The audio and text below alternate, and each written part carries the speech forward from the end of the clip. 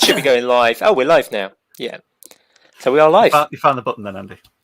Yeah, it came up, and a notification came up from something else at exactly the same time, over the top of the notification to say to go live. So then I had to hit live again because I hit the wrong live. So then I had to. It looks like it's technology. When you hit the button, it's changed your entire background as well. Did it? Yeah. It looks like you're in a completely different place now.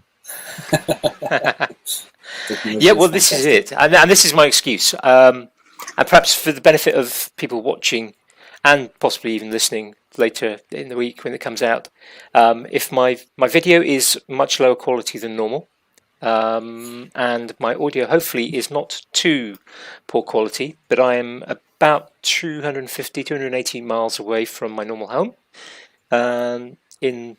I was just about to say sunny, but so far it's not really been sunny. But I'm in the other side of Britain, isn't it? Really?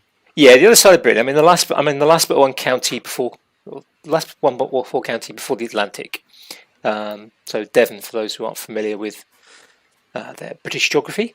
Next one over from Steve, Steve of Houses, and just about. Yeah, it's not actually that far. Yeah, you're basically in France. Oh no, I'm further. I'm actually further from France now than when I'm at home. Southern France. Closer to France. Yeah, I'm closer to France at home. I can see you from the window. Yeah, I'm 30 miles from France, as the crow flies, at home. It all may as well be France from where I am. So yeah, well, yeah, compared to you, I mean, you're Scotland, aren't you? I think. The north may as well be from where you are. North of the M25 may as well be.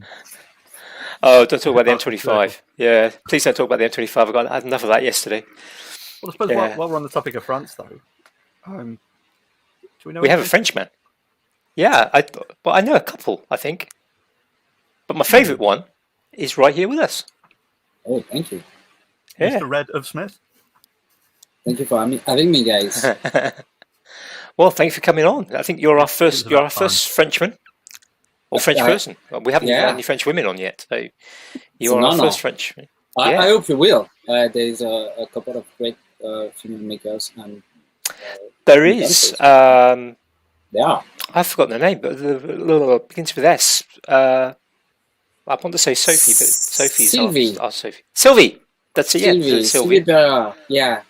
Good friend, wonderful maker. She is in the middle of big projects right now because she's building a tiny house, and she will start, when it's done, she will start restoring a big property with 3 old farms on it, and it will become a house.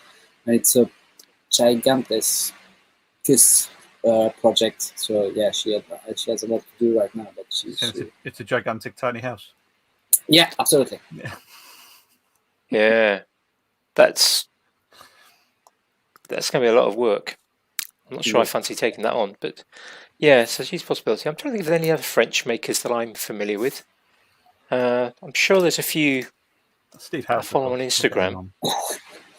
Yeah, Steve House is the most famous one.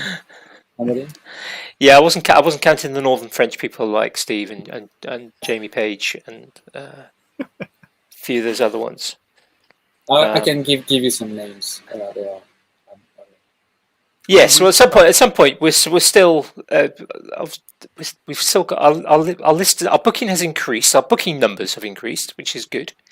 I think we're now booked up to October time. Yeah. Nice. And there is the small possibility that Mr. Alan Scannell will join us in December. Because I was teasing him this afternoon on Instagram. Hopefully he'll be there.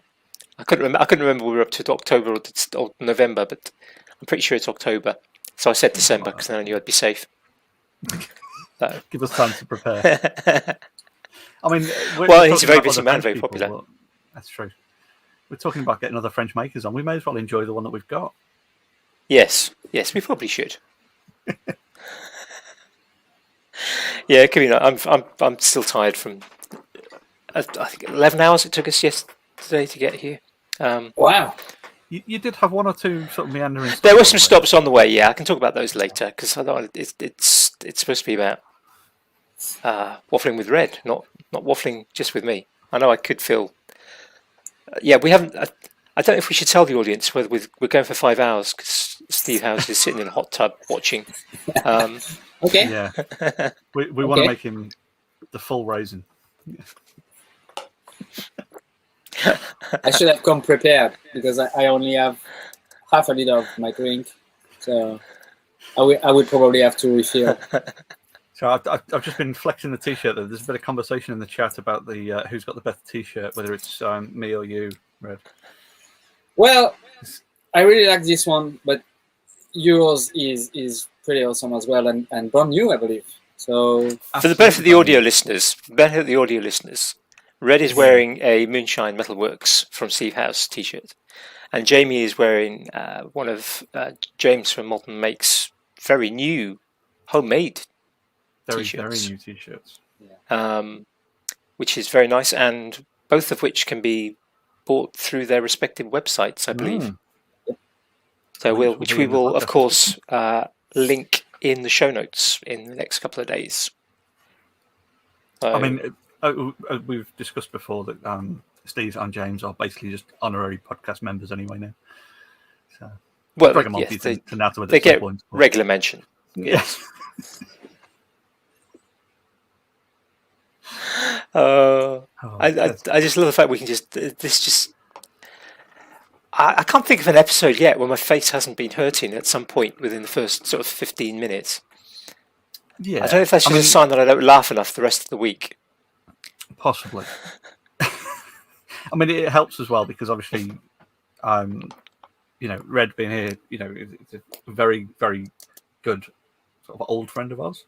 Old in the sense that we've been friends for a while, not a dig at, the pair of you being older than me, but no, I was going to say he's young compared to me.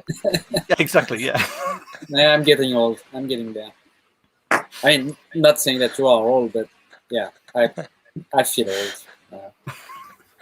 A friend of mine, trust me, I'm getting old. A friend of mine had his birthday last week, and he just got 45, just as I am. And I sent him a text because I tried to reach him on the phone. He couldn't pick up because it was his birthday. So he spent the day with the family, of course. And he sent me a message back when I sent him happy birthday. And he sent me back, yeah, thank you. In 15 years, we're getting 60. And I was like, damn, that sounds really old now. And I was like, we are getting close. So that, and now because of him, I feel old. I wasn't 2 weeks ago, but now I do.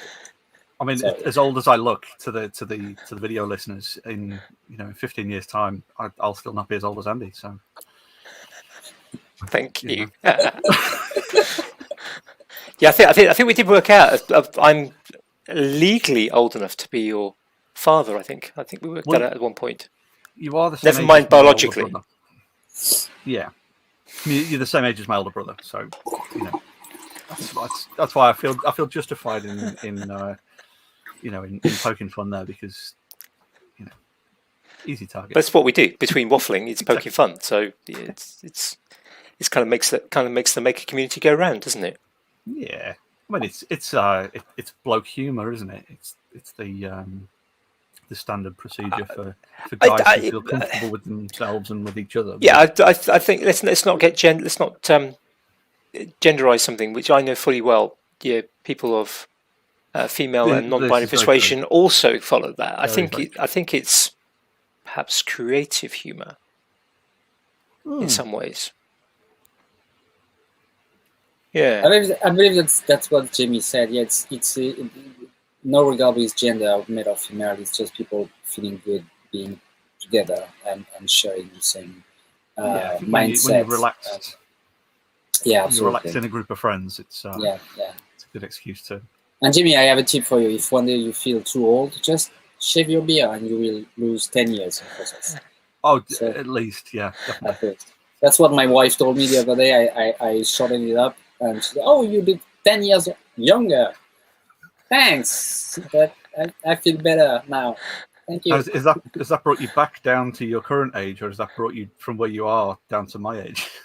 From where I am now to your age, it was really nice from her to say, because I didn't took care of my beard in all summer, and when I finally did it the other day, I felt better, a lot better. Like, you look younger. So, nice. Like, you see, I haven't got quite enough grey in mine yet to sort of fully embrace the kind of the wizard persona that people seem to attribute to me. But I was stood at my front door the other day chatting to my friend who's also my gym buddy, and we were just chatting away, and then he just kind of stopped mid-sentence and then just reached into my beard and just pulled this big grey hair out from my chin. Growing that one. Was it the only grey one that you had? No. No? Not by a long shot. But it was just right out the front. It's very prominent. At least it wasn't a nose hair. Yeah. Got a few of those as well. I'd better not come and visit, because if he sees my beard and starts pulling out grey hair, I'll be bald. Yeah. I have a bald chin. What do you think happened to my head? I was going to say, he pulls them out of the top as well. I think, I'd be half bald. Yeah. I'm more grey than not, I think, now. Yeah. Oh, getting old. It's not fun to think about getting old, really, is it? I've dragged us into an age chat, haven't I? Sorry, guys. Let's put it back. Let's put it back to making somehow. Yeah. Let's put it back to making. That makes us like a Makers podcast, then, though, doesn't it? It would. Kind of, we'd have to kind of waffle about making. Yeah, I mean, talking so about Red, making, do you like waffles, Red? Yeah, the real one, the eating stuff, right? Yeah, I like the Belgian waffles. Yeah, I love them. I do. I like the Dutch stroopwafels. I like the toffee ones. Sit on top of coffee. It's like a very, very thin biscuit. Well, with chocolate on one side. Yeah, with caramel. Waffles and caramel in the middle. Oh yeah, I love Put it on top it. Pop it on your coffee. Yeah. No, not coffee. I mean, if you fancy coffee, of course, but coffee is my worst nightmare. From a not sleeping point of view, perhaps. No, for just culinary point of view, coffee is just one of the worst things in the world for me. People don't understand that, because when I say I don't drink alcohol or don't drink coffee, people are just, what? You don't drink coffee? And then, no, the smell of it. It's fun. Yeah, that's standard procedure, isn't it? Yeah, I'm not a fan. I don't drink coffee or alcohol, so I'm not a fan there. No, just the smell of it makes me sick. So it's. Has that always been the case, or is it something that kind of changed over time? I mean, were you once a coffee drinker? I've tried it once, and that's the reason of it. Because long story short, when I was a student, I had a test one day, so I had to prepare for the test the day before the test at night, and I was studying, and it was taking me too long, and I was getting tired. So I had this stupid idea of drinking coffee to just stay awake and prep for the test. So I drank one and went well. So I get hungry because I was because I was not used to drink coffee, so it made me feel hungry.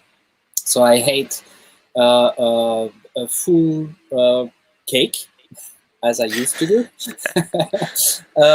and then I drank another coffee just to wash the cake then. Exactly. So too much cake, too much coffee, was sick all night. Swore to myself to never drink coffee ever again in my life, because I was very, very sick. I had to wake up very early in the morning, sick all night, so no sleep. Went to the test, did the test, came back home, slept all day.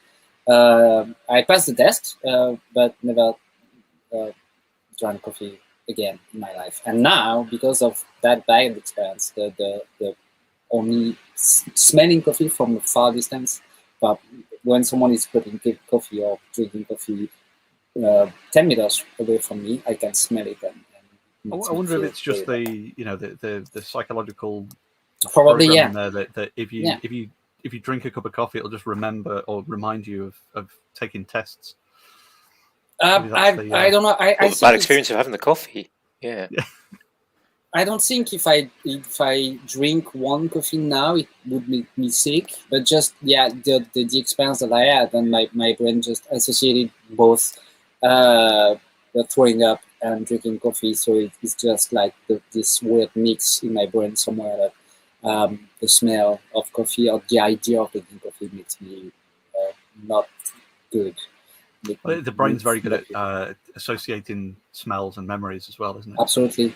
I believe that's the most powerful memory trigger, smell. Pretty much. Yeah. So no coffee for me, and no alcohol either. So I drink strawberry syrup. Cheers. Very nice, very nice. I'm on a cherry cider this evening. So. Nice. I'm on some really nice soft Devon water. The rest of the family don't like it, but we live in a hard water area, and everyone's used to the hard water. But I grew up in soft water area. I've lived most of my life in soft water areas. I love the taste of soft water. I don't mind hard water. Absolutely. I did the same. I went to visit my mum at the weekend, and that's up in the northwest where it's lovely soft water. And that was exactly the same. I filled a big bottle up to bring back just so I had something to drink here yesterday that was soft water. Drinking chalk around here. My youngest is rationing out her last supply of water from home in a water bottle, and my wife bought some squash today just to make sure they've got something to sort of cover the taste of the water. But that's the joys of moving around the country. Yes. Very true. So no coffee, no alcohol, No. but you drink syrup instead. What about tea? Oh, I drink a lot of tea. Maybe too much, especially during winter and fall or autumn, as you guys like to say. I drink a lot of tea, especially when I'm working. But I try not to now, especially at night. I don't want to get up during the night like 3 or 4 times. It's getting back to the age thing, isn't it? Yeah, exactly. I'm too old. I'm feeling attacked again. I'm getting attacked this evening. No, you're not intentionally, at least. No, but I really enjoy. I was not a tea drinker, but I've learned to appreciate tea now and make the difference between the sorts of tea that exist out in the world. So now I do it. I don't drink water because it's just lame and boring. So when I'm thirsty or during the day, I just add a little bit of syrup in it just for the taste. And other than that, I drink tea. So it's tea or water with syrup. That's it. I used to be a Coke drinker. I stopped because it's not bad. It's not good for you. So, it's quite acidic, isn't it? And not good for the. There's a lovely website somewhere which sort of describes all the negative effects of cola and the uses that cola is put to, which include sort of drain cleaner and. But it's phosphoric acid. It's. Any of those drinks that have got phosphoric acid can do that. It's not limited to Coca-Cola. Yeah, absolutely. And I've tried the thing where you put rusted metal in Coke just to de-rust it. It doesn't work. So there's a part of it didn't work. I know that's interesting because I've done that in the past when I was teaching science. Did it work? And you can get it to work. I think one of the things that if like the Mentos reaction, if you've seen the kind of way you put Mentos, the sort of mint sweets, and you put it into cola and it will shoot out. I've done that but certain colas or variations on cola will work really well. Some won't. I can't remember the particular ones. This is things your like organic chemistry versus inorganic chemistry, or the organic acids versus the inorganic acids. So that's why things like teeth, it will dissolve teeth really well because of the organic acids. The like the phosphoric acid will eat the teeth quite nicely. But then Diet Coke has like 5 different acids in it, compared to normal Coke, which has got like 2. So Yeah, and you've also got some of the sweeteners because you've got it's a complex system, a complex solution of acids and other compounds, which some will negate the effect of the others, and then some don't work. So I wonder perhaps there's an aspect of that because I've done sort of dirty coins, maybe the particular coins and their corrosion type. I've never compared kind of.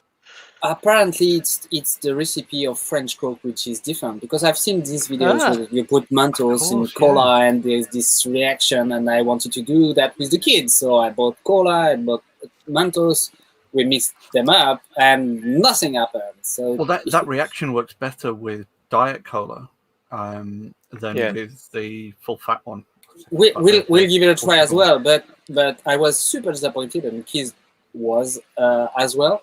But we were like, nah, doesn't work. Okay, it's like just drink it and eat the sweet. Okay. Yeah, exactly. But the wife checked on the internet, and apparently the French Coke is a different recipe. There is in other countries Coke, there is not in French Coke, and so the reaction doesn't really work that well. That's the thing in the States, isn't it? Is the use of high fructose corn syrup instead of sugar.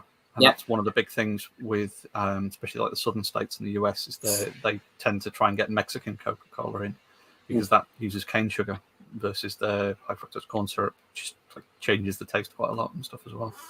Yeah, we have a few different recipes compared to the States. We don't dip chicken in bleach before we eat it. That kind of stuff that French people don't do when it comes to food. You don't all wear like onions around the necks and all ride bicycles and occasionally depends on where we are eating. Special holidays. At least the stereotype. We can at least keep that close to our hearts. We can check this one. So age is done, cooking is done, French stereotypes.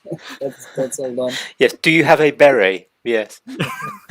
I don't. Oh no, I have one. I have one because, but there is a reason for that. Because I wouldn't own one just for the fun of it. But I was in the army for 1 year here, and as a part of the uniform, I had this big beret, which is called a pie in English, a tarte in French, which is actually a very large beret that troops in the mountain wear during the day and use to put their hands or feet in during the night to keep them warm. So, yeah. And it's that's very interesting. Very thick wool. So when you're wearing it during summer, you're literally dying in it, but it's wide enough to provide some shade for your eyes and stuff, so you can aim and see stuff around you. But during the night, the main goal of that beret is to keep you warm during the night when you're sleeping. So yeah. Well, there you go. Clever. A Yeah. little bit of trivia, French trivia. Yeah, I love that sort of thing though. That just nugget of knowledge. It's interesting to find out little things like that. Like yesterday, I was talking to someone, and I found out. I mean, obviously, as most people know, I used to be a teacher. And in the UK, there is an organisation, a government organisation called Ofsted, which is the Office for Standards in Education, which is where the name comes from. It's very important to remember that there's only one F in Ofsted. And I was talking to somebody who has been involved for the last couple of years in initial training for soldiers in the British Army. And I only discovered yesterday that in initial training for the British Army, Ofsted go in and do inspections. And they actually inspect the training to ensure that it's being done properly.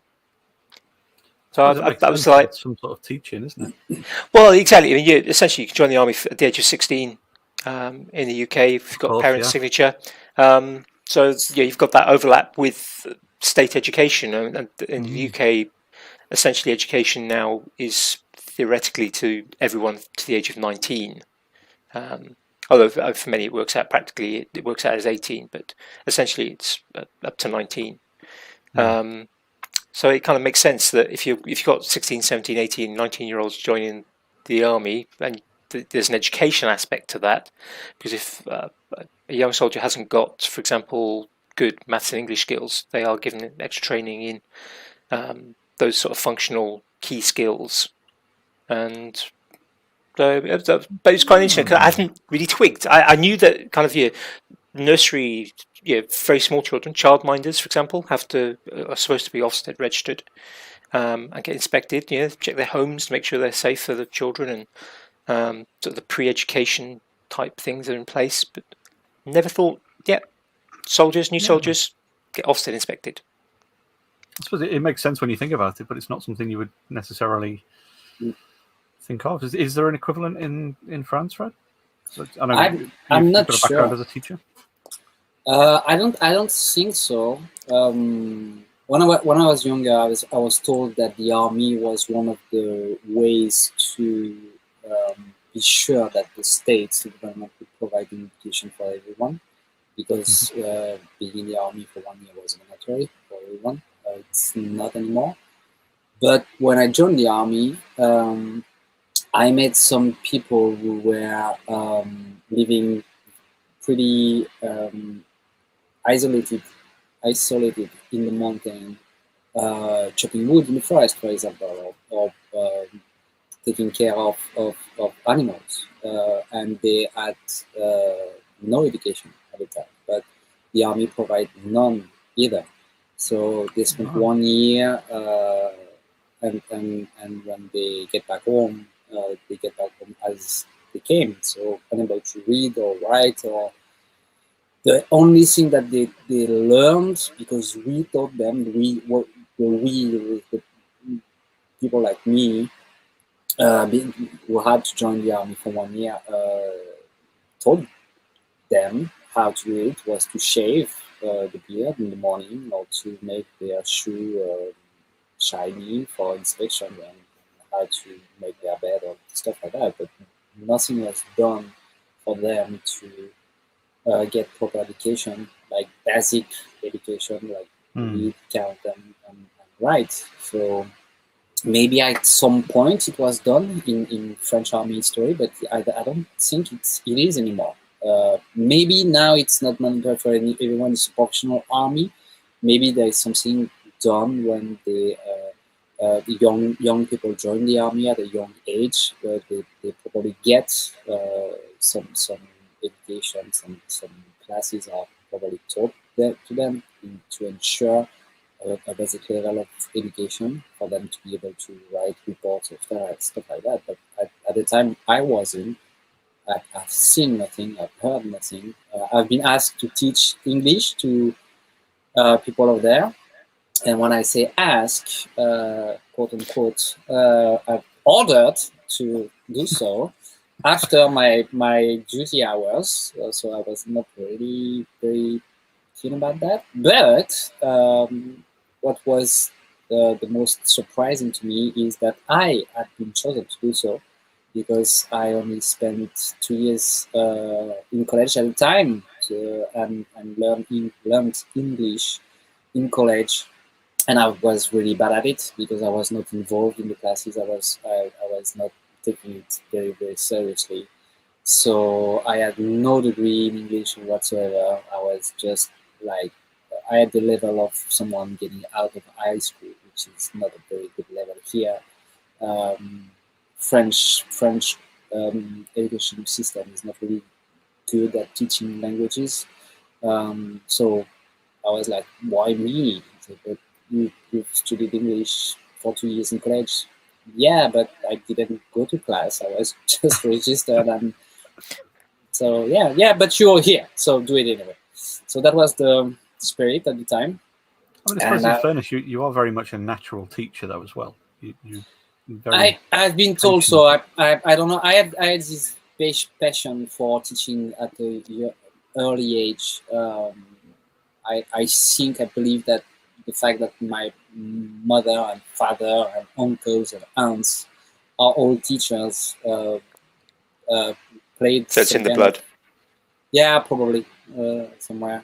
No, but it's in the family. So I've been surrounded by teachers all my life, and all the conversation going with it, which was sometimes funny. But I understood at a young age that knowledge was very important. That it was a way to improve the condition. Just for my example, the example of my family, one of my grandfather was a woodworker. I don't want to say cabinet maker, but he was not only making furniture, he was also making windows and doors and caskets. He was living in a very small village. So he was there when something needed to be done or made out of wood. He was the guy. And my other grandfather was mining coal around the same village in the same mountain. So they were very poor people, to be honest. It was a bad condition. Although at the time, mining coal was a good job. It absolutely destroyed his health pretty quickly, but the pay was good, and they was not too bad, at least. They also get free coal for the winter, so it was not that bad. But small village in the mountains, poor families, both sides. So my father and my mother getting an education was something pretty new, and it made them get a better job. So it improved the status of the family, so to say. So I understood that education, going to college and getting a degree, was something that could improve your life in a way. So that's probably what made me understand that teaching was also very important, and that pushed me toward this path of wanting to share what I knew, what I know, and being a better teacher than some of the ones I got in middle school or high school, because I had some really bad teacher. But you all know how it goes. You have a lot of bad teachers, and you have One good the one. one that makes you like what you are studying. And it's just like a revelation, a miracle. I want to be that guy, to have the passion and the energy to share and to teach and to make people understand what they want to understand, what they want to understand. So yeah, in a nutshell, that's my way through. Do you think that kind of background would have also been the fuel for being a maker as well? You know, if you've got your grandparents who are, you know, sort of in those kind of situations, I'd imagine it would have been a lot of, you know, sort of building and fixing and repairing things as well. Absolutely. I never knew my woodworker grandfather. He died before I was born, so I've never known him. But my other grandfather, the coal miner, I spent quite some time with him during summer, especially in the house over there, and it was all homemade, self-made stuff. So as I said, he destroyed his family, his health, because of the coal dust that he had to breathe in for so many years. But in the house, everything was handmade by him or my grandmother. My grandmother was the one taking care of the animals and the garden was here to not be pretty, but just to provide for vegetables and food, basically. We had a few rabbits as well, or chicken, so for meat and eggs and stuff like that. When they were younger, also porks and cows for the milk and meat. But when I was a kid, that part was all gone. But my grandfather used to do a lot of stuff with his hands. The small cages for for the rabbits. It was made by my grandfather. He taught me a lot of stuff, how to make stuff, basically. So yeah, it's in the family for a very long time. And so my grandfather did that, taught me a few tricks, a few things, and he was gone too soon, so I haven't learned as much as I would have liked.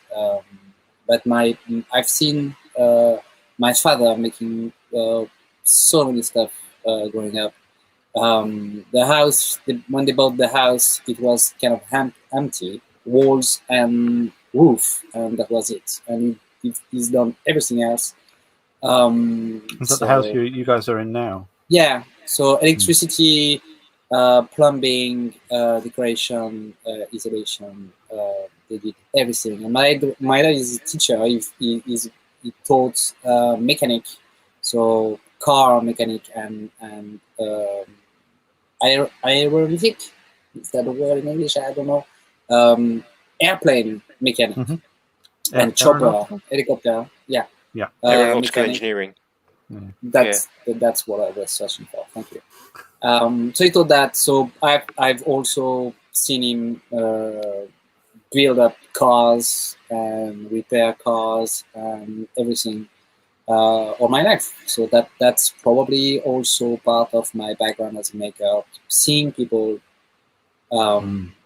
make stuff, repair stuff, because when you don't have the money to buy a new one, you have to make it work. So that's obvious. It's not the modern mentality or it's broken, so let's buy a new one. No, you're gonna fix this because that's what you have, and it needs to work. So yeah, it's pretty much in my mentality now to just fix stuff or repair stuff or to restore stuff that I want or need. It's yeah, that's part of the mindset that we have in the family. Can be saddening a little bit sometimes because you have this fantasy of buying a brand new car because I don't know, it would be nice probably to own a new car, but yeah, it's not stuff that we do. We tend to buy cheaper an old car, repair it, restore it, make it brand new again, use it till it dies, and do it all over again. But that's nice. That keeps hands and mind busy. Yeah, absolutely. Yeah, it keeps that. I mean, I'm kind of sort of listening to you and hearing about kind of quite a range of making that's occurred in your family, and you kind of fit that as well. You're not constrained to one particular thing. I mean, we know you for your leatherwork. I mean, that's possibly the thing that you are most well known for. You know, your incredible maps and some of the kind of the prop type builds that you make. But you do other things too. You do your blacksmithing, and we see you doing things with wood. And certainly following on Instagram, we've seen you underneath cars repairing them and the like. Definitely. So I kind of get that feeling that the term maker is one that very much suits you more so than perhaps just I'm a leather worker that also repairs things, or I'm a blacksmith that also does some leather work and some other stuff. Yeah, do you think that's kind of fair? Yeah, I think that's fair, and perhaps I'm well known. I don't know if I'm well known for that, but people tend to remember that what I'm doing is leather work, because I believe that there's not that many people that do leather working, or I don't know. It's probably rare. If you are searching for leather work or leather craft on the internet, you will find a lot of people, obviously, but in the community, not many people are doing that. So maybe that's why I'm known as a leather worker. But you're absolutely it could right. also be the fact that you do it incredibly well, and you do very, very big, grandiose projects that are absolutely stunning to people.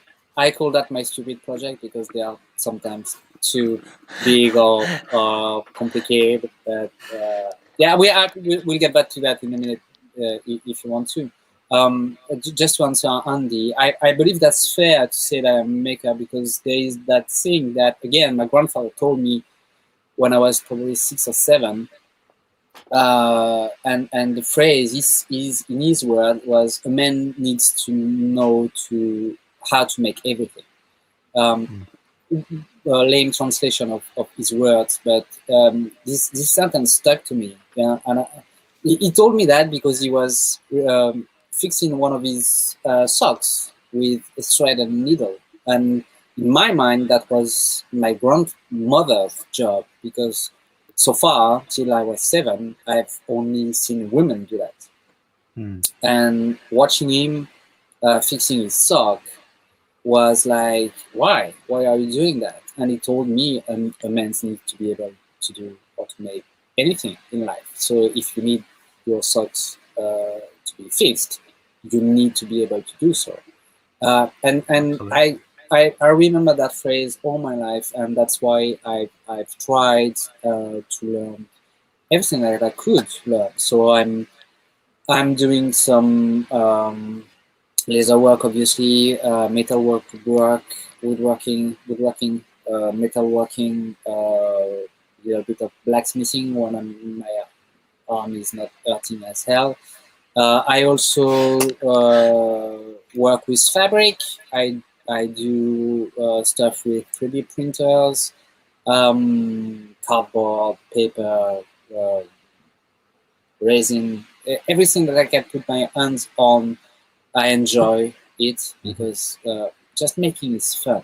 It's fun. It's sometimes very practical. It's very, as you said, Andy, I spent the most part of my month of July under my car or in the motor of the car because it needed to be fixed.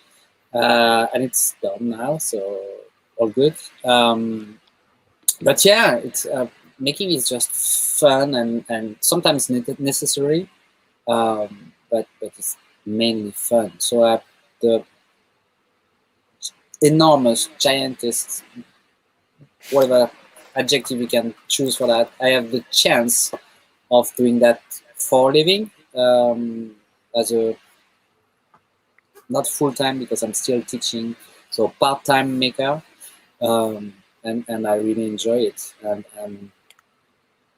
no, that's quite. I mean, that's quite. There's a few people that have kind of now gone to the line of becoming a full-time maker or a part-time, but taking kind of making as an avenue for which to become essentially professional.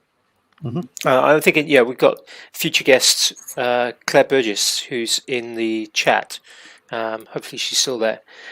She's not going back to her job in education in September, and she's becoming a professional maker, and that's a bold move. I think I have total respect for those people who make that choice. I know that you see occasionally, of course, on YouTube and social media where we're seeing everyone's their best. We're seeing their show reel, and you see those people who are in the position of, well, actually they earn more from their making, whether that's because they're selling a product or whether that's because they're gaining sponsorship, than they were in their previous careers, and it's an easy step for them to make. But the majority of people who kind of go to making aren't in that position of, well, I'm going to be making more money, and I'm not jumping to assumptions whether you're making less or more money, but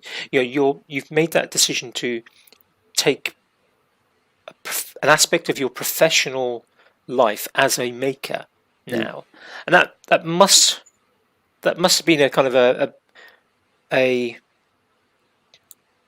potentially a difficult decision to make. I mean, were there particular thoughts that go through your mind of kind of you're doing something and you enjoy it, and anyone listening to this and anyone that watches your work knows that you love your making and you live for your making, but there still must be a decision to be made at the point where you go, I'm not going to look for more teaching work, I'm going to do more making work.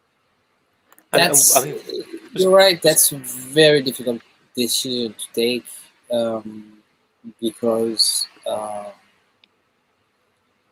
it's not all about money, but money is has to be taken into consideration when you take that kind of decision. And thanks to the support of my beautiful wife, I at least give it a try. Um, you know how the saying goes, if you don't want to live with regrets, or I don't remember exactly the phrase, but yeah, why not give it a try? Why not? That's if that's something. That's what she told me. If you want to try it, at least for 1 year, or 2 years, or 3 years, just do it, and we'll do what we have to do to survive and provide for the There'll kid. always be jobs there to fall back on. yeah. Yeah, absolutely. But yeah, I make way less money as a maker than I used to do as a teacher. That's kind of Are you more obvious. happy doing that though?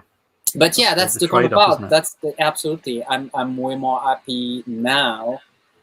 Well, that's I don't really want to say that, because I was super happy to be a teacher. I took so much pleasure teaching people what I used to teach, and I still do. When I give classes right now, I'm still super happy to do it. I still have this fire inside of the teaching fire inside, so it's not gone. I still have it, but I didn't want to lose it.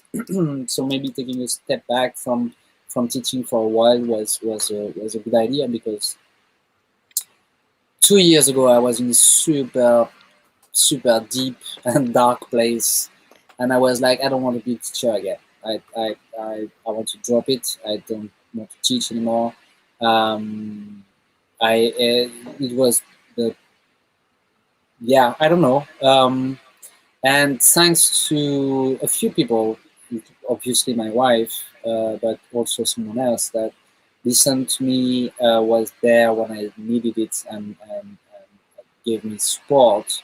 I've been able to go out of this dark place and found this the will to teach again, which was gone for a while. So and this came back through making. This came back through making videos, showing people the process, trying to give tips and knowledge. And it also came back for other stuff, for teaching French or Japanese. So for me, both are two things. These two things are linked, and I can't separate them. So what I want to do, and that's what I am doing right now, is part-time teaching, because I really like it. I really enjoy it, and it's for me the basis of life is knowing stuff. We all had this feeling at some point in life when you don't know something and you feel so dumb, because it could be easy to do if you knew how to do it. It could be, I don't know, it can be anything, fixing your car or making a shelf for the kitchen, I don't know, whatever. But knowing how to do it, and it makes life so much easier and fun, and having conversations. If I didn't know how to speak in English, I wouldn't be here right now. Because just the knowledge of being able to speak bad English is enough for me to share this wonderful moment with you guys. So I mean, your English is far better than our French. Nah. I was just about to say exactly the same. Yeah. As you well know, because you've taught us some French and realised how bad we were. No, so teaching is. Hang on, Jamie. Does 2 years fit in with when he was teaching us and a bit of a dark place? Yeah, was it us? Not linked. Not linked. Teaching us French to put him off. No. I mean, we say that, The but opposite. Rasmus has just arrived in the chat, and he's teaching Rasmus Japanese. So yeah, and I have to say he's a really good student. And going back into that dark place again. No, that's quite the opposite, guys. I was in the dark place, and teaching you French helped me getting out Well, of it. I was going to say, because you not only were you teaching a group of us French, but you were also teaching a group of us leatherworking, Yeah. and that you could tell, as being a student of that, you could tell you've got that passion for passing on that knowledge. And that's what I sort of mentioned before about being like a natural teacher, is regardless of what you're teaching, it's that passion for imparting your knowledge and your skills, whether it is leatherwork or blacksmithing or languages or whatever, to be able to pass that on to someone. It's that kind of reward feeling of being able to pass a bit of knowledge or skill or information on, and for the other person to be receptive. And absolutely. it's that reward feeling, isn't it? The reward feeling is absolutely wonderful. That's not only it. I remember very clearly when I was in middle school or high school, having this really bad teacher, not willing to teach because they were tired, because they were old, back at it again, or they just lost the motivation to teach young people history, mathematics, physics, or whatever, English or French. And I remember really clearly at the time, I don't want to be those guys. I want to take their place, to be passionate, to be inspiring, for the students not to be bored during the class. And if you can't show your passion, your interest about what you are teaching, how can you expect that the people that are forced to learn the things that you are teaching to have passion or interest for Absolutely. the said subject?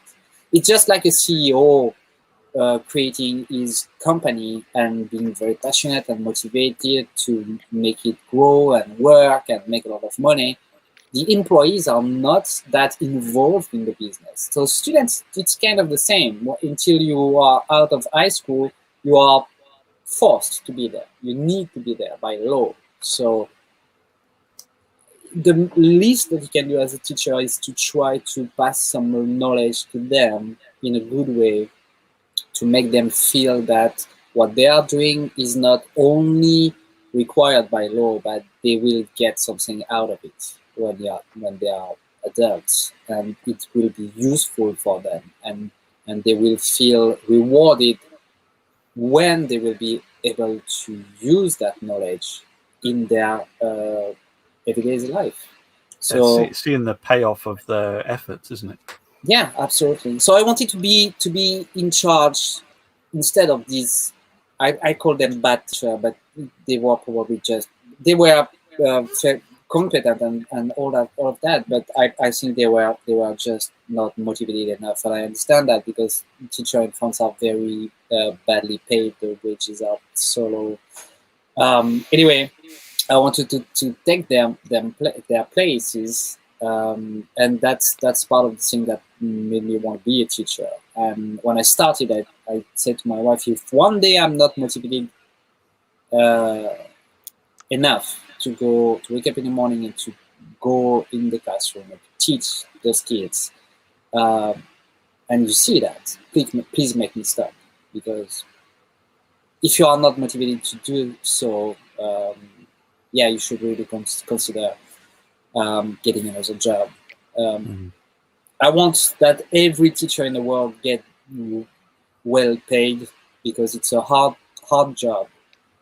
But it's not money is not everything when you are a teacher. Of course, you should pay them well because it's part of the motivation. But if you don't have this burning fire inside of giving knowledge and showing people, look, that's important, you will need that, and I can show it to you, I can teach it to you, so please listen, because that's important. You will thank me, not now, because being in a class at 8 in the morning is super boring for 15 years kids. I understand, but when you are a grown up, when you will get a job, you will need that, and it will be helpful for you, for your life, and you will be happy to give it to your kids at some point in your life. So that's how we grew as a species. It's knowledge and Yeah, passing absolutely. on this knowledge. So yeah, that's something very, very important to me, dear to my heart. Teaching knowledge and all that stuff. But that,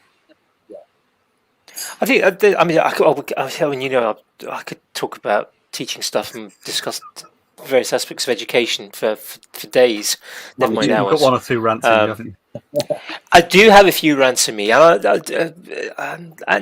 Joyce as well. I mean, yeah, as Kate Mankar put in the chat a few minutes ago, that joy of seeing somebody understanding something that maybe they've been struggling with. Yeah, it's only you can't equal that anywhere else, and yeah, but teaching is hard anyway.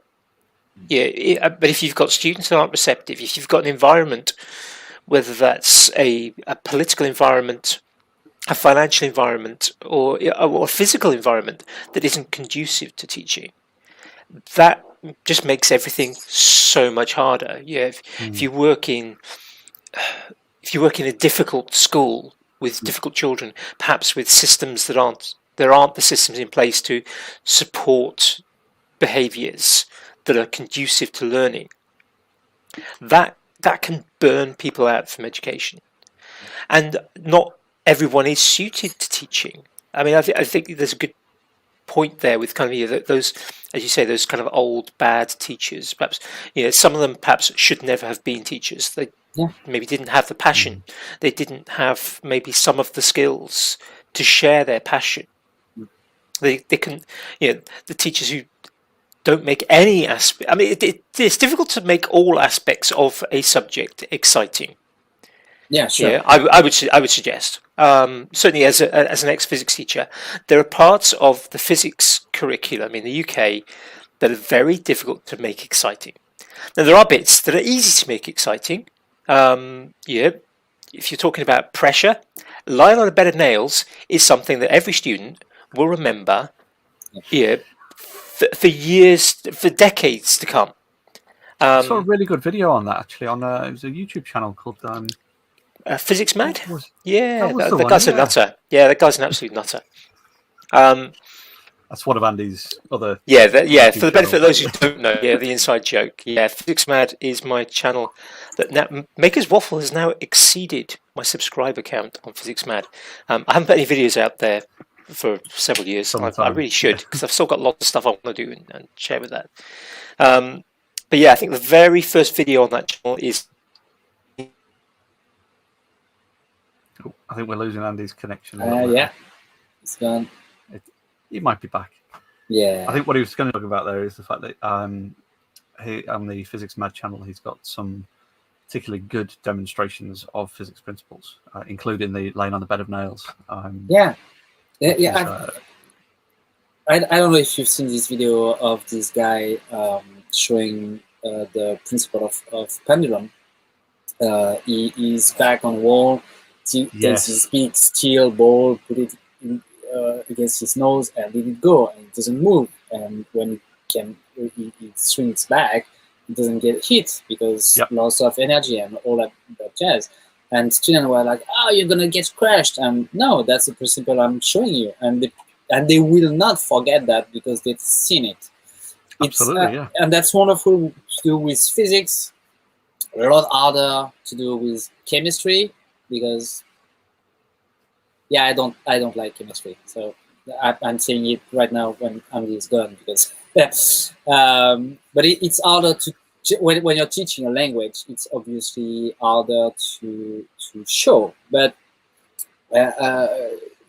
one as the comment said, seeing that click in the eye of someone understanding something for the first time, or just switching from I don't like what you are saying, I don't like what you are teaching, to the that can be interesting, that now I want to learn.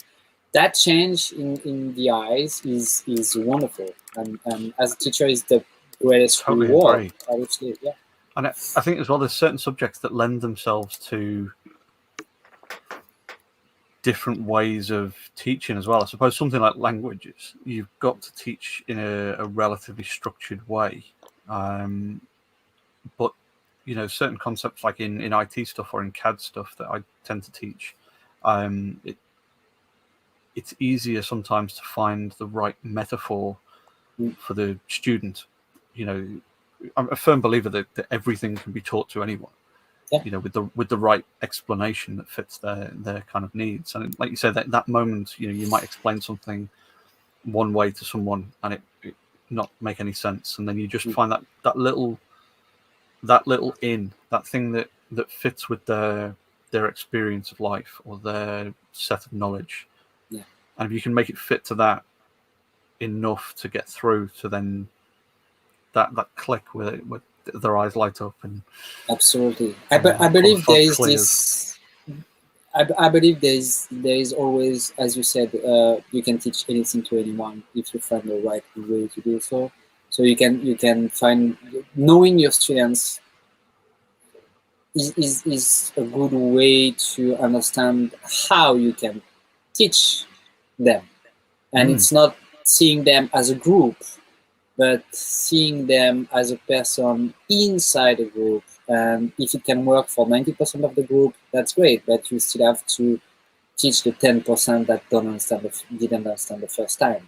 So you have to find another way, take more time, take more energy to make these 10%, 10 people understand as well, because your job is that everybody at the end of the 2 hours has understood everything. They will remember it or not.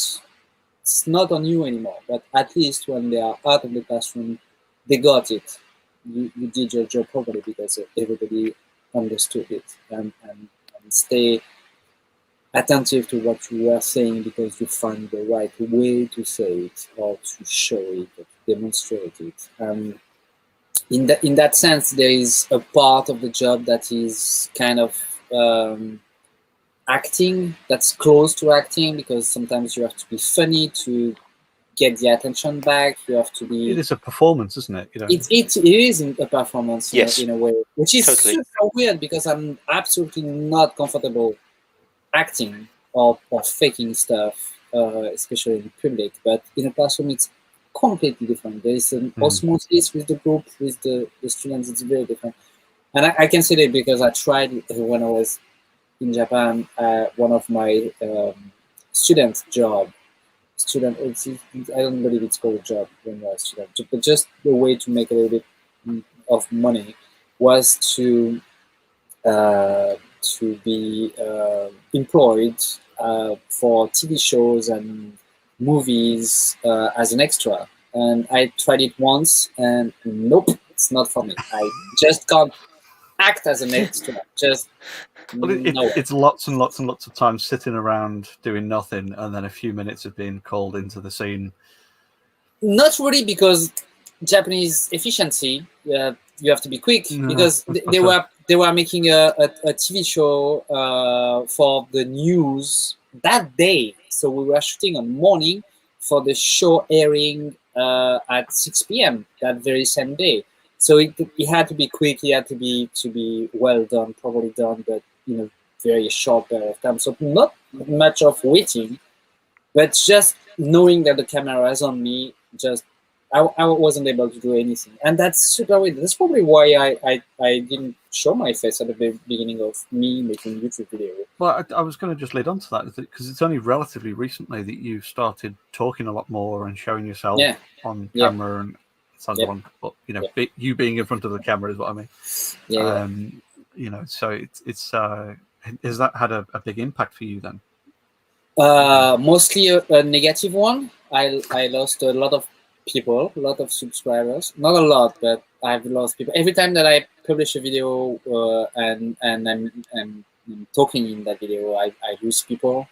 But that's okay, because I've taken a new direction with my channel. Not a brand new direction, completely different direction with my channel. But at the beginning, I didn't want to show my face or just talk because I wanted the product to be the most important thing in the video. It was not about me. It was all about making, and That's the therefore, focus, isn't it? yeah, the focus was on the project, and therefore on the knowledge necessary to do the project. So it was again somehow linked to teaching what I knew, the knowledge that I had. But when you are playing the YouTube game, you sometimes have to play by the rules, and I realized after a few years that some viewers are also attached to the people. So you are more inclined to watch a video about a project you're not super interested in, if you like the guy or the woman making the video. So if you are this, if you have this affection towards the maker, you will watch the video anyway, even if you are not interested in the project. That's what I'm trying to say. So I tried to show my face and to talk a bit more, but people seems to be annoyed by me talking. Or Is there a particular sort of demographic of people that have dropped off? I wonder if there's a sort of I don't know. set group of the people that keep leaving. I don't know. It's not a lot. To be honest, it's like 5 or 6 person tops when I publish a new video and I'm talking this video. It can also be because of the sponsorship that I got for the last 6 last videos. It's done now, so I will keep my subscribers now, probably. But I don't know. So you've lost people because they think you should produce these videos, these high quality videos, which require materials that cost money, that you should do that for free. Absolutely, giving up hours, weeks, even in terms of preparation time. Yeah. And you should produce these videos for no financial gain. In fact, for financial loss. Yeah. Just so that they don't have to listen to an advert for a short period of time. Absolutely. And that I don't remember who answered that in one of the comments where he said someone was complaining about the video and the maker. I wish I would remember the name, but I don't want to say who it is because it would probably be wrong. So anyway, the answer was, I'm really sorry that you lost 5 or 10 minutes of your time. Be sure to complain to the right person so we can reimburse you, refund you. Which was great. Someone is watching video for free and they are still complaining. My grandfather told me, if you don't have anything nice to say, just don't say nothing. So absolutely, he's a wise man. He was. He really was. Unless you're with friends, in which case you've got to, joke at them and poke fun at their expense, because that's what you have to. Yeah, but friends. That's not a problem. But if you don't know the guy, just don't say anything. And I had some hard time at the beginning of me making YouTube videos of answering trolls or not mean comments but criticism, and it's easier now. I can make the difference between I'm giving you my opinion, you should probably have done that, but your video is fine or I liked it, even if it's not said in the comments, but you can understand the nuance that it's not really hard on you. And trolls that are like it's difficult to convey tone in text, absolutely, especially in comments as well, isn't it? Yeah, absolutely. But now trolls, you can spot them very easily. So I don't have any problem or issue with trolls anymore. I can just I will answer what comes to mind. It's probably won't be nice, but you are not nice right now, so it doesn't matter. I don't care. It's all interaction on the video, isn't it? Yeah, and I make videos for the people that are interested in my projects, in learning something, or in what I am making. Now it's pretty clear to me. It took me time to understand all of that, because it was a pretty new game to me. But yeah, I feel more comfortable about it, and that's why I made this video back in January about me changing direction a little bit about my channel. I wanted to make fun videos again and fun project again, and I wanted to have fun making them again. Yeah. That's very important to me. I don't want to, as you said, only spend days or weeks on a project making or sleep less nights like it is these days. just for a project that I don't like, or a video that I don't like. I want to enjoy the process. If I'm not enjoying it, if I know before I even start that it will be too much of a hustle, or it would cost me too much, not in materials or money, but in energy, or sleep, or time. I don't want to do it, because that's not the point. I just want to enjoy the process, and share the fun that I have with people that want to watch my videos.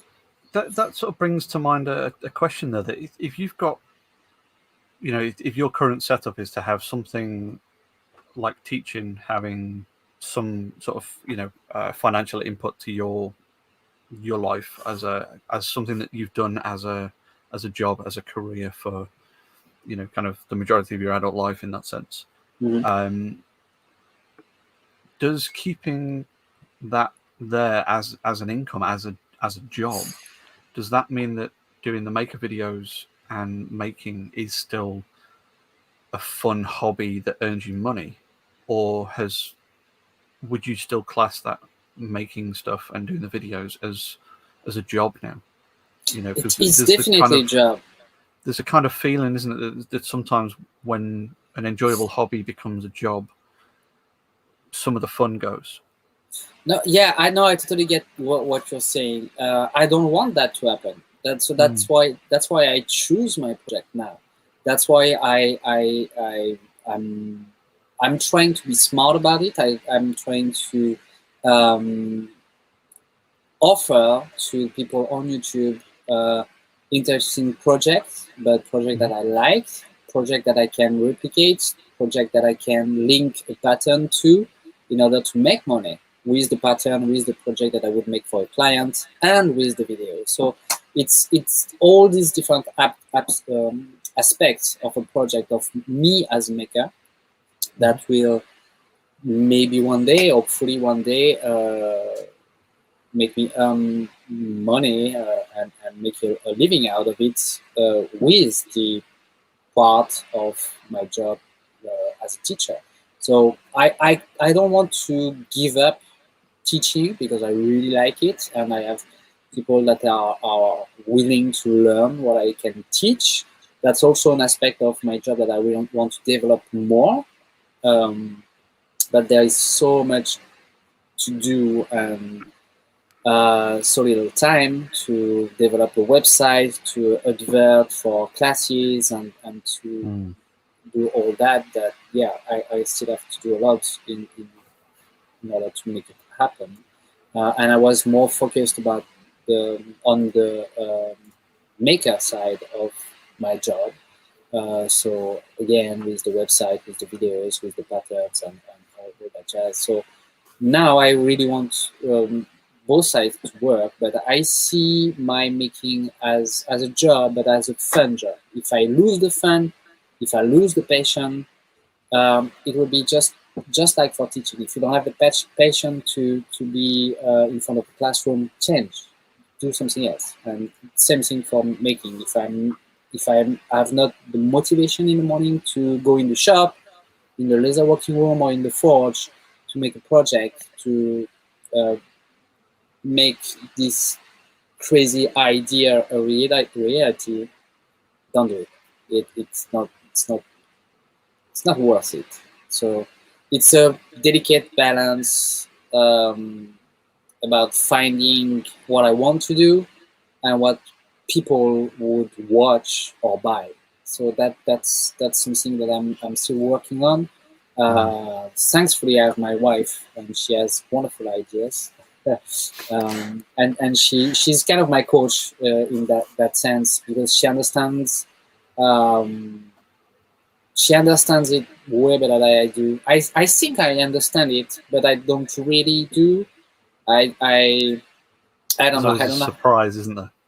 Yeah, when you have this idea and you are on the project and you're working on it for days, literally, and you say that would work, because this idea is fantastic, and I really like this project, and I have invested so much time in the project and in the video, and it doesn't work in the end, because people don't want to see it or don't want to buy it, because it's not time, the timing is not good, or or the project is actually not good, you are super disappointed. But she sees that, and I before it happens. So, and I don't, because when I have one idea that I like, I get carried away, and I'm spending like 2 weeks on a bag looking like a shield for my son, because such an awesome bag. Thank you, and he loves it, and that's the reward. I don't need the video to perform well. I don't need to have orders for the bag, because it was on purpose only done for my son. So that's okay. But it's even better when the video works well afterwards, and you are happy. Is that particular video done well then, or has that been? No, I don't think so. I'm going to tell you right now, it was not a real success. I didn't get the last year has been pretty hard on my YouTube channel. I have to say I didn't lose a lot of subscribers, but I didn't make a lot of views anyway. There is also for the audience who haven't experienced that video, you need to go and watch it. It's very, very cool. Red has made. There will be a link in the description. Yes, it's a rucksack for his son, but it is in the shape and style of a shield from Zelda, Breath of the Wild, and it is absolutely stunning. Superb. Yeah, that's the kind of stupid idea I get at 3 a.m. in the morning. Oh, tomorrow I will make a backpack looking like a wooden shield because the kids like Zelda. That's nonsense. But yeah, that revives the flame and the will to make stuff. So I get sometimes carried away, and that's good. It's that passion that we were talking about before, isn't it? Absolutely. You know, if you're invested in the project yourself, and it's a project you want to make, it's going to be, for your sort of core audience at least, it's going to be something that is noticeably you. Absolutely. You might not get the stragglers in from the outside, but who watch you for you and for your enjoyment in your project. I'm trying to get smarter about all of that and making stuff that people want to see, but you can't know what people want to see or people want to buy. So that was the conclusion I came up with end of last year. That's why I decided to do what I wanted to do, because and thanks to my wife again, she made me realize that what I like to do, what I want to do, is also something that a lot of people would like to see, and even if it's not the core of the makers community. I've always liked Renaissance fair, fantasy world and stuff like that. I started leatherworking because I wanted to make leather armors, and my very first project was of Embrace, a piece of armor, and the second project was a full set of armor from a video game. So yeah, because I'm like that. Because of course, ease yourself in gently with one piece first, and then do the whole suit. Yeah, exactly. I needed to know my tools first, so I needed to give it a try. Then the best way to learn is to tackle a big project, because it involves so many steps and so many it's repeated techniques practice and of the skills. same techniques, isn't it? Yeah. And so yeah, full set of armor was the perfect project for me to learn leatherworking. But yeah, anyway, I started to do that. I started leatherworking in order to do that, because that's what I wanted to do. So I'm going back at it because that's what I wanted to do. That's what I always wanted to do. And there is a lot of people in the world, a big LARP community that also are interested in that. The problem with YouTube is to find the people that the people interested in your project finds you. That's the problem. You can offer whatever you want. If the right audience doesn't find you, you won't get the views. And that's with the views that you make money. So this aspect of my income is not great at the moment, but it doesn't really matter, because what I care about is that the people subscribing to my channel and watching my videos have fun. And if they do, I'm happy. And on top of that, if they learn something, I'm even more happy. So yeah, the YouTube aspect of my job right now is that having fun for me, for people that watch the video, and hopefully they will also learn something. Something I want to pull on. You've made quite a few things for your boy, and I think anyone that knows you knows how much doing things for him means for you.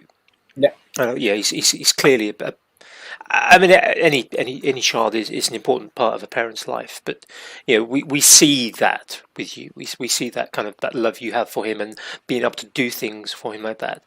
And I'm just kind of wondering now because he's obviously he's getting a little bit older. Every year he's getting a little bit older, and we've already talked this evening about how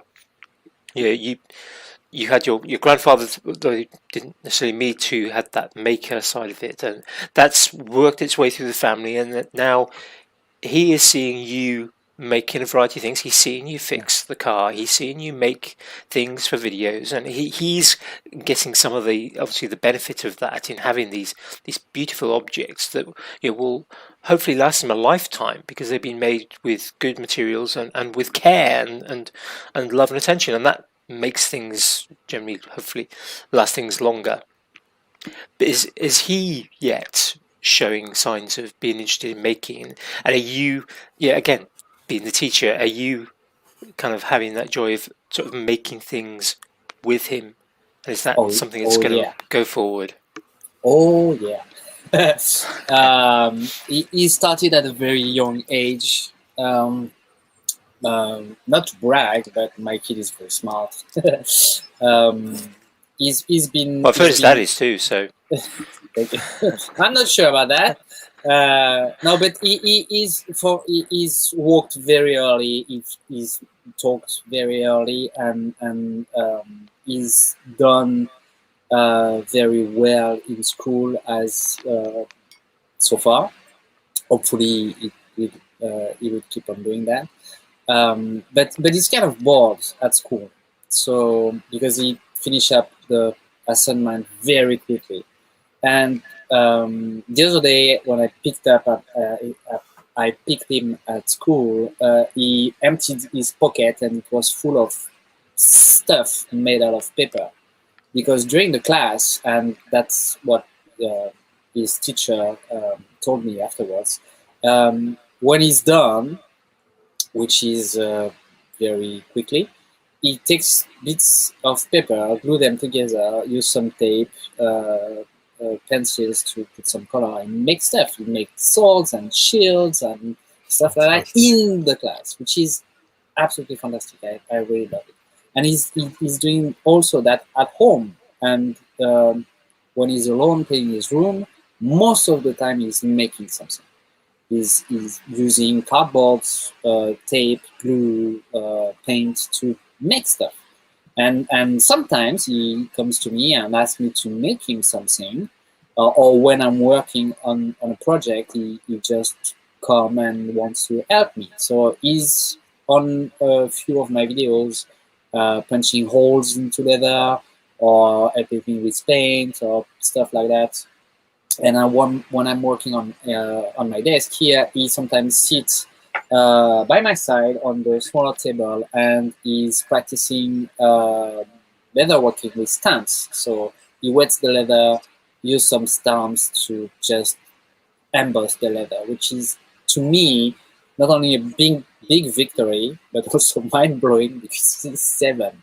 He's only 7. So that's great. I believe Jamie said it's in the blood, but yeah, I believe that's true at this point. So it can't be only him mimicking me making stuff. He has this thing of, if you want something, you can create it, you can make it, which is absolutely wonderful. That was what I was going to say. It's something that you mentioned there that sort of brings back this conversation that we had a long time ago now. But that moment where, I mean, it understandably completely filled with pride when you were telling us this, but it was that that realization that when he'd come to you and it wasn't a case of, Dad, I would like this thing, can we go and buy it? It was, Dad, can we make this? Yeah. And it's that kind of a complete shift in mentality. Absolutely. I would like this thing that I've seen on TV, let's make one of them. Rather than, I would like that thing I've seen on TV, can I go and buy one, please? You're right. When he said that to me, I was super proud. I was super happy, and I was touched, moved, because that's not something that you hear from a kid very often. That's Exactly, that's the sign of something different in his mind. Now the only stuff that he wants me to buy from the store are video games, because obviously I can't make them. But a few years ago, you can make a lot of the things from the game. He asked me, can you make that? Can you make me a video game? No, son, I can't. I'm so sorry, I can't. I have a few friends I can ask, but no. If you want the next Zelda for your Switch, you will have to go to the store and buy it. So that's what we do. The only stuff that we buy now for him, basically, that's the only thing he asked for, and that's the only thing that we can't make, are games for the Switch, Nintendo Switch, and Lego sets. That's pretty much it. All the rest, he makes stuff. He has a lot of games where you just assemble stuff to make other stuff. So Legos and Magformers. Not yet Meccano, but very soon, because all the small bolts and keys and spanner and stuff is very interesting in him. So that will come. He asked me to put him in a woodworking class in September, which again is he's 7 and he wants to do that. So we'll try. But he also he gets bored very easily, very quickly. So he needs to be doing something. So when he will get back to school in September, we'll be doing fencing again. He will be doing judo again, swimming, and he wants to learn climbing and get back to horse riding, because he's tried that for 2 months. So he wants one activity a day. So in order to not get bored, and during the weekend, he wants to go to this woodworking class and make stuff with me with leather at home on Sundays. So it's gonna be I'm gonna be super busy as well. You're gonna be his manager when he starts up on YouTube. That's what you're gonna be. Yeah, probably, yeah, because he asked me to make YouTube videos too. He kind of wants to be in my videos, but I'm not super happy, because now there's all that kind of rules and regulation. You can't show kids in your videos as you used to. So and I don't want to show his face. Being on YouTube is my choice. It's not his. So I don't want to impose that to him. But he asked me to make YouTube videos for his project, which is kind of super nice as well. So one day probably he will start a channel and make stuff on YouTube too. Yeah, probably. I think what we've heard there in the last kind of sort of 6 or 7 minutes is a prime example of great parenting. I don't know about that, but thank you. I take it as a compliment. I hope I'm doing my best, because he's my only child. I love him to death, and he's a miracle. Sounds lame, but having a kid is really a miracle. So we've been through terrible years with my wife in the past decade, and having him now just changed everything, and he's so nice, so kind, so he has no hate in his heart at all for Brilliant. anything towards no one.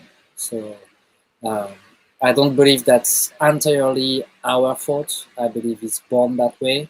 So we are just trying to protect him and protect that heart. So yeah, we are the lucky one. We are not him.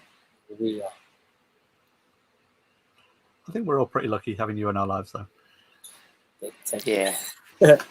You say that now, but you'll see one day.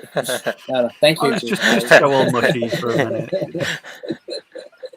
Yeah, next Maker Central, he's going to kind of go all ninja on us and just we'll No. Next disappear. time we meet each other, it will be a long hug.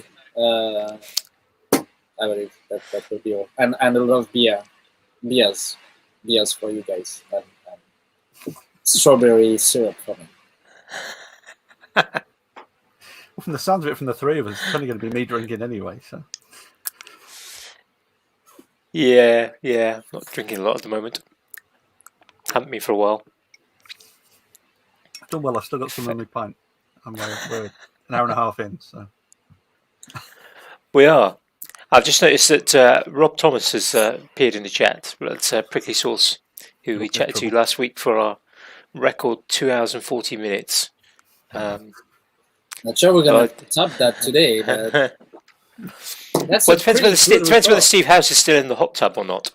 He did drop me a message before in the thing saying that he was still in the hot tub, but he might have to get out before the show's over purely because his laptop's running out of battery. So I don't know. It was going to either be him turning into a raisin or the laptop dying. So he's not having the charger running into the yeah. That's probably not going to be a charger laptop. Hot tub. There we go. Yeah, he's still in the hot tub. There you go. So it'll be me, Soph, and Steve drinking at Maker Central. Yeah, I suspect with Maker Central there'll be more than just you guys drinking. True, but I mean, I have this feeling. Have to make up for you guys. Yeah, the amount I drink, that wouldn't take much, to be honest.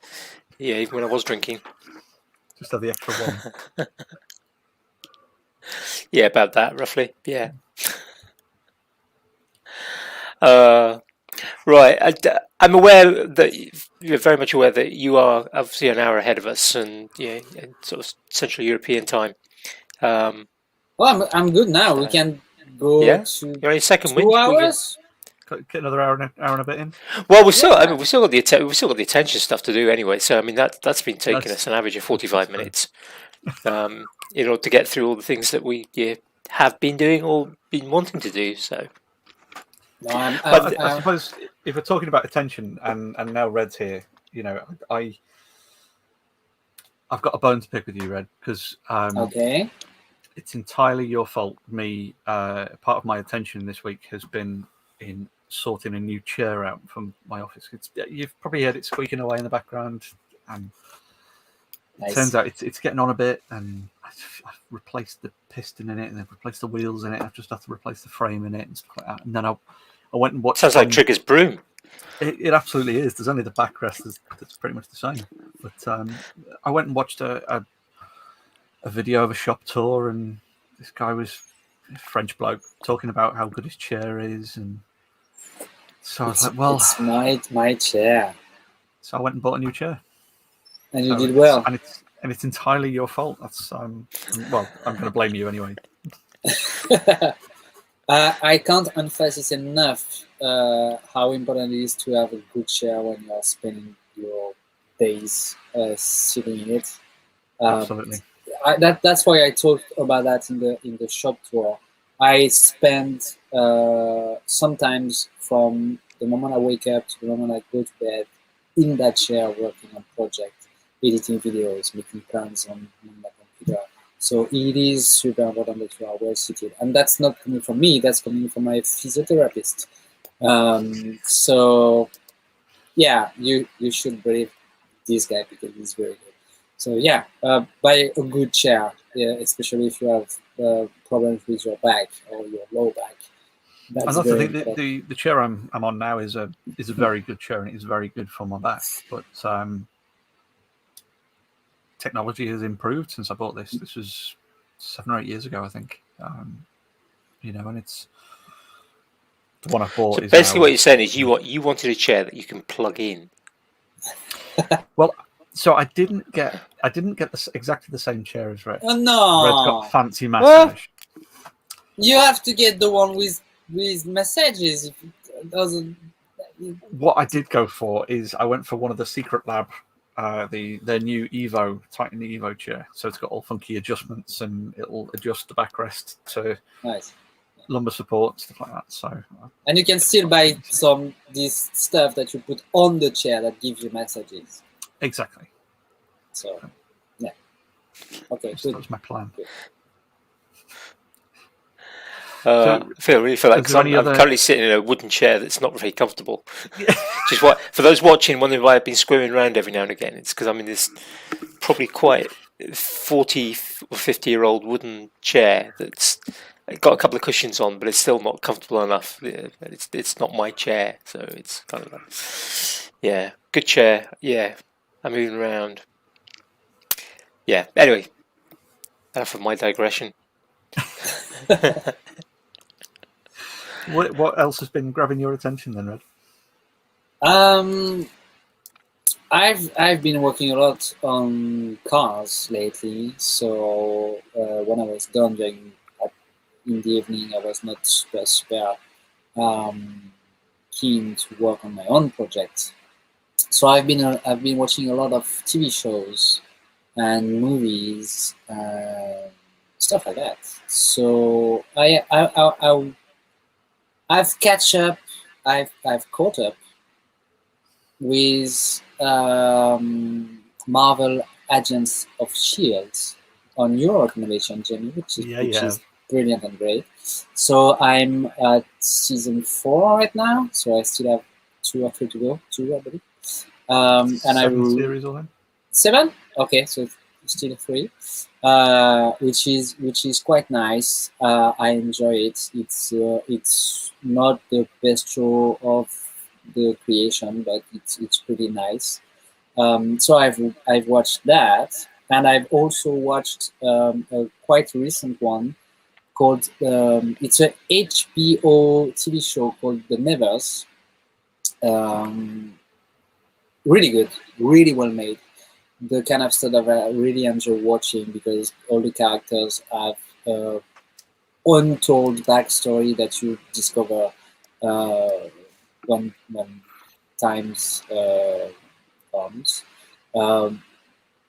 Not too many CGIs, very practical effects for the world it's taking place in. So I really like the show. So The Nevers from HBO, but you can find it on several platforms, I believe. I've also got to the theater 2 weeks ago for the first time in maybe 2 years to watch a French movie called Camelot, which is the story of King Arthur and all the knights of the Round Table. But in this version, the knights of the Round Table are just plain stupid people. So they can't do anything, they don't understand anything, and there is this king, and he's trying to find the Graal and to make everything work, but everything is so stupid it doesn't work. But that's a comedy, obviously. So just a good excuse for the French to take a poke at the English there.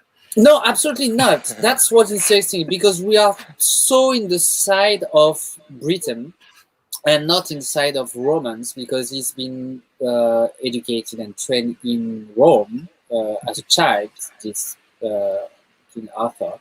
So in fact, the movie is it comes after 6 seasons of a TV show. So there is these 6 seasons. At first, it was very short stories of 3.5 minutes. So it was just to introduce all the characters and the situation, and so this king very motivated to find the Graal and all this lame character and he has to deal with. So it was just plain super fun. And then the guy making this show tried to develop it as short stories. So it was like 10 or 20 minute short films. and now he's got to the real movie length of 2 hours, and he's still working on this series. So it's coming to an end, because after this movie there will be 2 others, so Camelot 2 and 3, and the whole story would have been told. So it will be over. So it's now going to the end. Why I'm talking about that? Because the guy making this show is called Alexandre Astier. He's a French actor, director, compositor. So basically, he's doing everything. He acts, he directs everything. He also does the editing of all the movies and the TV show that he's doing. He's a one-man show performer, so he has a few spectacles in the theater about so many cool stuff. I can't tell you about all of it right now. But yeah, the most important thing is a compositor. So he's done all the musics of this show, and that's why I'm talking about him today, because the music of this movie is classical music, and it's absolutely fantastic.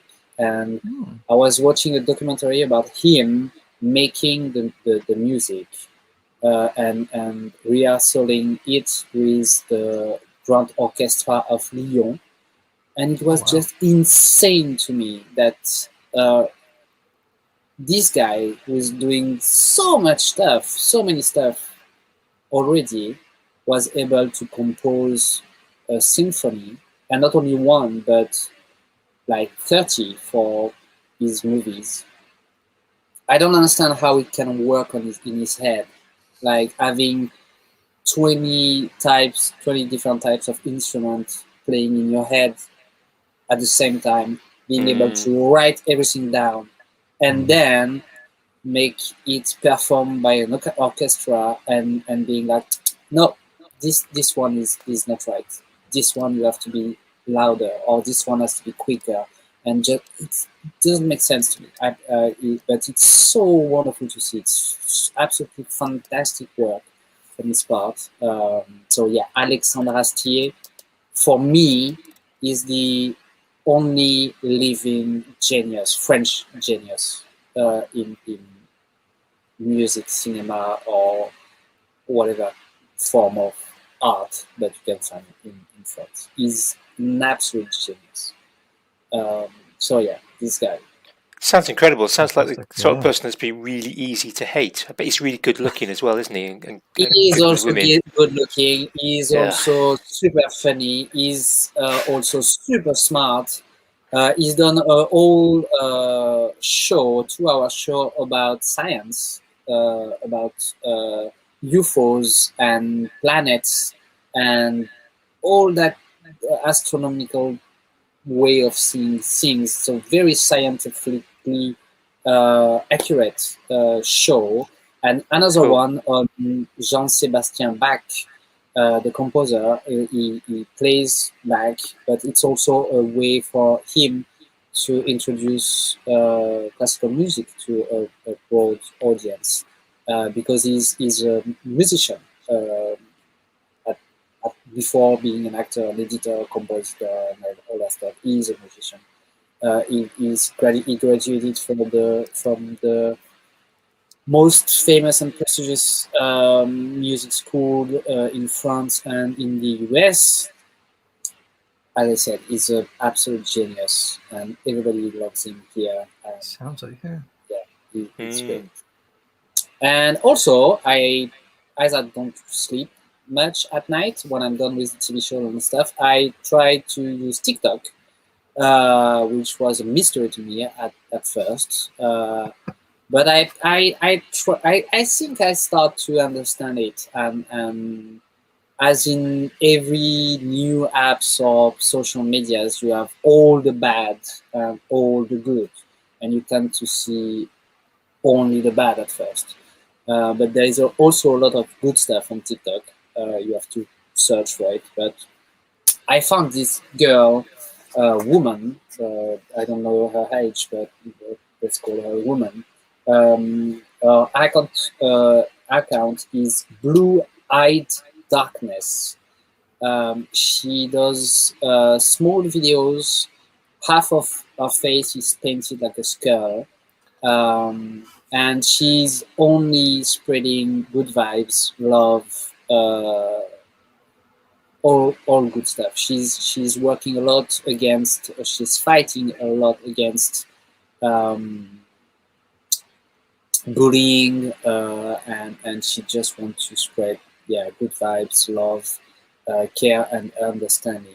And our videos are really cool, and she's really cool, and our makeup, not only the one with the half face skull, is really cool because she does a lot of other makeups. She's a makeup artist basically. That's really cool. That's super cool. I really enjoy our videos. So yeah, if you go on TikTok, you can choose what you are watching, but yeah, I recommend Blue Eyed Darkness. That's she's a good one. Well, we'll get links to those things into the show notes probably by about Wednesday, maybe even earlier if we're lucky. But yeah, aim for Wednesday.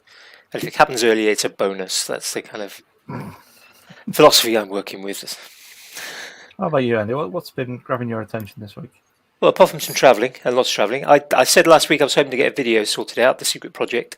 That didn't happen, and in my haste of packing, I didn't bring the footage with me, and I don't have the benefits of a NAS to kind of access things from home. But I have brought, because I managed to generate some extra space, and so kind of last minute I grabbed my box of electronics from underneath my desk at home, because I keep a kind of box with an Arduino and microbit and some sensors and other bits, multimeter. That kind of thing. I've got. I think possibly the exact same one, but I've got the starter kit and the second kit, and a few other bits of my own in a case. I haven't actually got within reach, otherwise I'd show you. It's a case about. It's actually not a medical case. Probably about 30 centimeters by 15 by 20. Kind of roughly size-wise, it's kind of folds in half. So I've brought that and a second sketchbook because I'm still doing my daily sketches. So hopefully to do a bit of sketching practice and do a bit of electronics, as well obviously as making sure that the podcast gets put out by Wednesday with the show notes. So that's the kind of sort of main thing. On the way here, I did happen to call in and have afternoon tea with Rob, who's disappeared from the chat now. Rob from last week, Prickly Sauce. So we continue. We spent 2 hours 40 minutes last week. Waffle again. Even spend more than half an hour this time. I was there for I think a good hour or so at his house, eating some Welsh cakes and drinking some tea, and we did start waffling at one point. Our wives were chatting about other things, and we got onto a variety of topics. So that's been about it really this week. Getting ready to come on holiday. There's always a lot to do because we like to make sure the house is tidy to come back to, and you got to make sure that you've got all the bits you want to take. Strange land of Devon. It might not have exactly the same shops as Kent. It's only 200 odd miles away, so. It's almost like it's in the same country as well. Well, exactly, speak the same language and things like that. So, ish. So we had a bit of a long journey yesterday. I mean, I'm sure some of our American friends would be kind of going, it took 11 hours, and we stopped for lunch at my sister's, and we stopped for afternoon tea with Rob. But it took 11 hours to do, I think, 260 miles, 270 miles, something like that. How in kilometers? Kilometers. 400? Wow. 11 hours for 400 kilometers. That's insane. The traffic was not good at times. Awful weather, spray on the roads. There were a few near misses with other people. There were times when suddenly, there was one point we were travelling along, getting a bit of speed up, and then all of a sudden, heavens emptied, and it's like, I have absolutely no visibility. None. I can't see a thing. windscreen wipers are going at full speed already because I've got auto changing wipers. I was just like, oh, I mean, yeah, us Brits have yeah. got a bit of a reputation for not being the best drivers at the best of times, but COVID seems to have really lowered the bar. As well. Well, you drive on the wrong side of the road already. So, I mean, I'll have you know, it was the correct side of the road when we were on horseback. That's where it comes from. Is just being able to swing your sword. So bring it out. So that's been, and this week will be the same. Hopefully, I'll get some drawing done, and there won't be any making this week or next week. Next weekend will also be from this studio.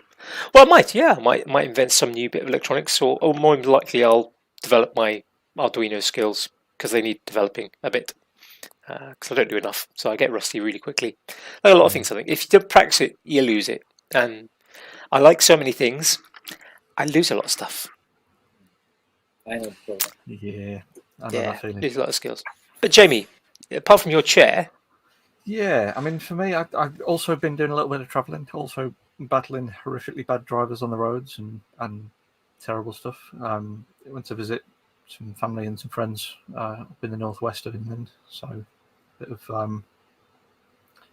travel, a bit of R&R, really, a bit of self-care and stuff. Doing some, just trying to take a step back for a little bit and kind of not run myself too ragged.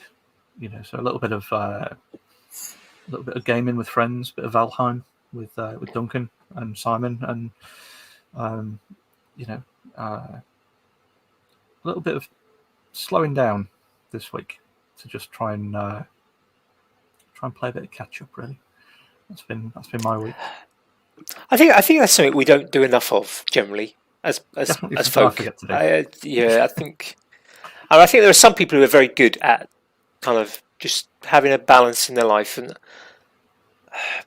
to be honest, I don't know many makers that are good at getting balance because I think they like to do so many things.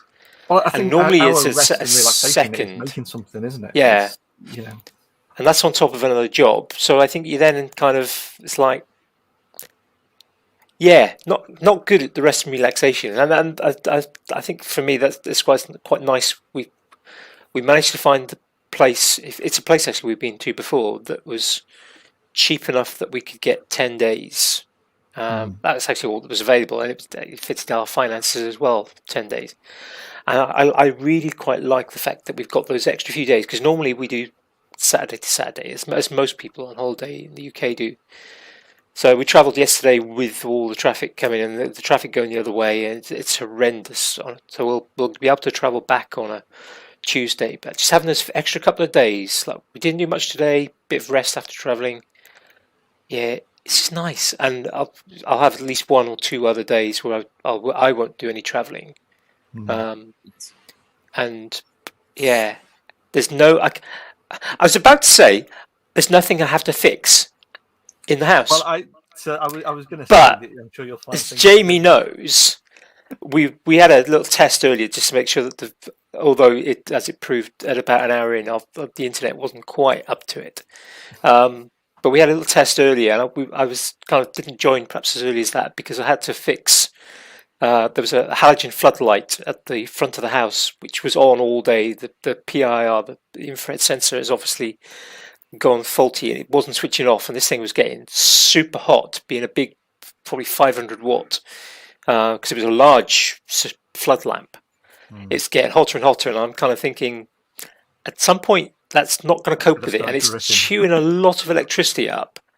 So I was kind of onto the guy who owns the house saying, this light, it's been on all day and all night, and it's really hot, and is this something we can deal with? And I know you've actually gone up to Bristol, so kind of like, but yeah, he kind of said, look, yeah, there is a way you can sort it out. This is what you need to do. And so, yeah, which I then had to kind of do a bit extra because he didn't give me all the details quite right.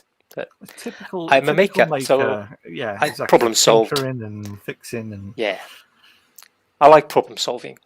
So just as well, really, because can't take you anywhere. I seem to find a lot of them. So I was about to say I couldn't fix nothing to fix in the house, but hopefully that will be the last thing, and there won't be anything else that I'll have to deal with for a few days. So yeah, R&R, it's important. We don't do enough of it. We tend to do too much, and that's not good for us.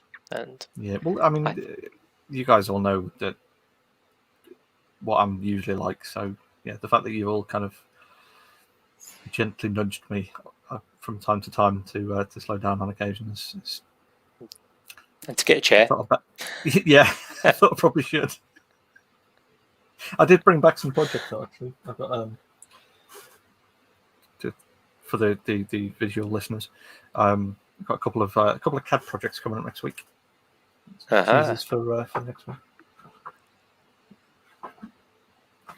Just perfect timing for Ali turning up so that we can finish up and leave. Yeah, she says she's digging the One Piece flag. But it feels bad for turning up late, but that's okay. Ali, I missed your live stream last night, and I still haven't caught up with that yet. So, but I will. I was there.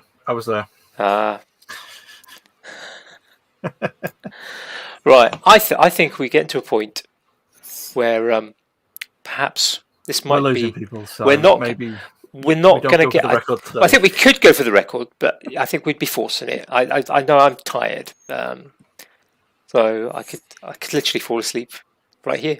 But that probably would be very funny for everyone apart from me. Push the button. You'd have to. It's 2-button clicks. Yeah. Of course, yeah. I'm in charge. I'm in charge of this button, so I've actually got no excuse, have I, in order to end this. Before we go, though, yeah, come on, yeah, can't just push the button. We haven't actually, for the benefit of those who perhaps don't already know, where people can find Red, and yeah, where can people find you, Red? Where would be the best place for people to find you?